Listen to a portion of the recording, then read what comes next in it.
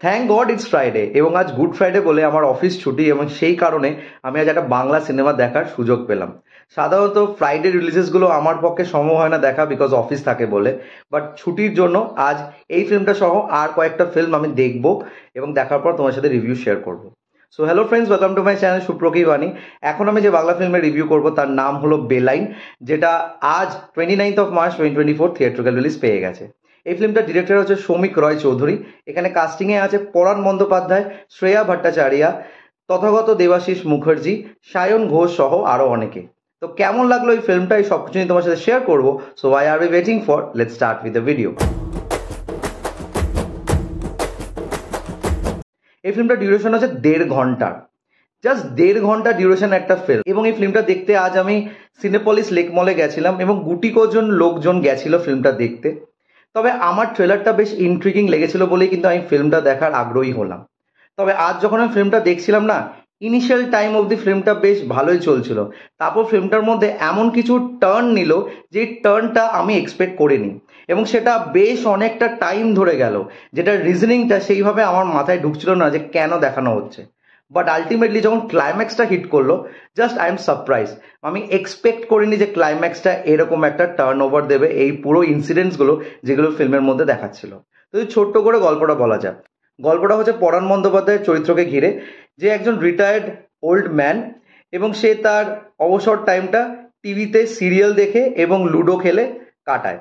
তার সাথে কিছু বন্ধু বান্ধব আছে যে তার সাথে সময় কাটাতে আসে ওই লুডো খেলার মারফতে। এবং তার সিরিয়ালের প্রতি এতটাই ঝোঁক যে সিরিয়ালে যা ঘটনা হয় সেগুলো সে প্যালপিটেশনের মতো দেখে, মানে সাধারণত যেরকম আমরা দেখে থাকি।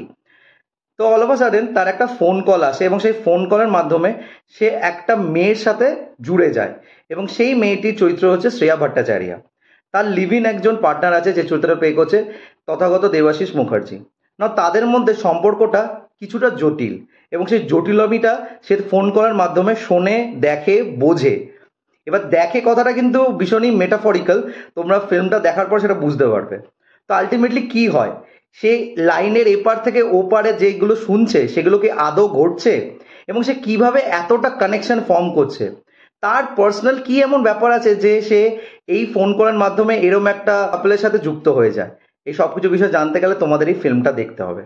যেরকম আমি বললাম, এই ফিল্মটার ক্লাইম্যাক্সটা অবশ্যই কিন্তু একটা সারপ্রাইজ এলিমেন্ট।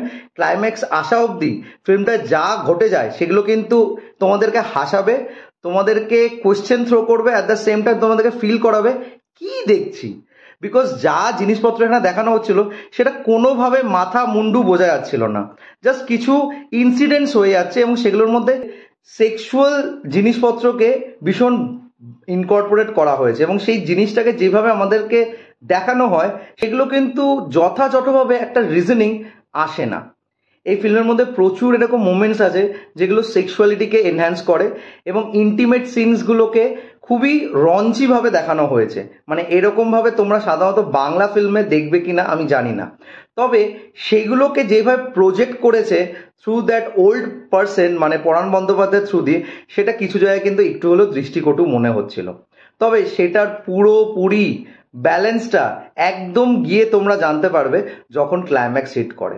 আমি বারংবার ক্লাইম্যাক্সের কথা এই কারণেই বলছি, বিকজ ক্লাইম্যাক্স ছাড়া এই ফিল্মটার মধ্যে যা কিছু জিনিসপত্র দেখানো হয় সেই জিনিসগুলো কিন্তু কোনোভাবে কোনো সামঞ্জস্য আমি খুঁজে পাই না। মানে আমার একটা টাইমে মনে হচ্ছিল যে এই ফিল্মটা দেখতে আসা কি আমার জন্য ভুল হলো। স্টিল আমি দেখছিলাম because I have paid 150 rupees এবং ক্লাইম্যাক্সটার জন্য এই ফিল্মটাকে আমি রেটিং যদি 5-এ দিতে হয় 2.5 দিতে পারি। বাট এছাড়া এই ফিল্মটার মধ্যে যা কিছু আছে সেগুলো কিন্তু কোনোভাবে আমাকে ইমপ্রেস করে না। তবে হ্যাঁ, পারফরমেন্সের দিক দিয়ে কিন্তু শ্রেয়া ভট্টাচার্য দুর্দান্তভাবে অভিনয় করেছে।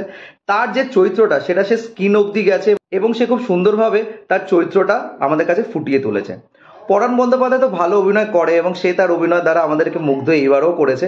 তবে কিছু সিনস আছে যেগুলো কিন্তু একটু বেটার ওয়ার্ক করা যেতে পারত। এই ফিল্মটার টেকনিক্যাল পয়েন্টসগুলো খুব ভালো, ফোলে আর্টিস্টদের কাজগুলো কিন্তু খুবই সুন্দর। যেই সাউন্ড ডিজাইনিংগুলো এখানে দেখানো হচ্ছে খাবার বা ফোন কলসের বা আদার্স যে এনভায়রনমেন্টাল সাউন্ডস যেগুলো হয়ে থাকে সেগুলো খুব সুন্দরভাবে কিন্তু ক্যাপচার করা হয়েছে এবং লাইট এফেক্টসগুলো কিন্তু বেশ সুন্দর। একটা সিন আছে যে একটা জলের মধ্যে পুরো রুম ভাসে এবং তার আগের জায়গাটাই একটু সেন্সিটিভ যেভাবে দেখানো হয়। তবে ওই জায়গাটাকে যেভাবে তুলে ধরে মানে স্টেজ করা হয় সেটা কিন্তু বেশ সুন্দর লাগে। তো overall this film is a experimental watch. তবে আমার যে খুব ইমপ্রেসিভ লেগেছে আমি বলবো না, তবে অবশ্যই ক্লাইম্যাক্সটা কিন্তু একটা ঝাটকা দেবে।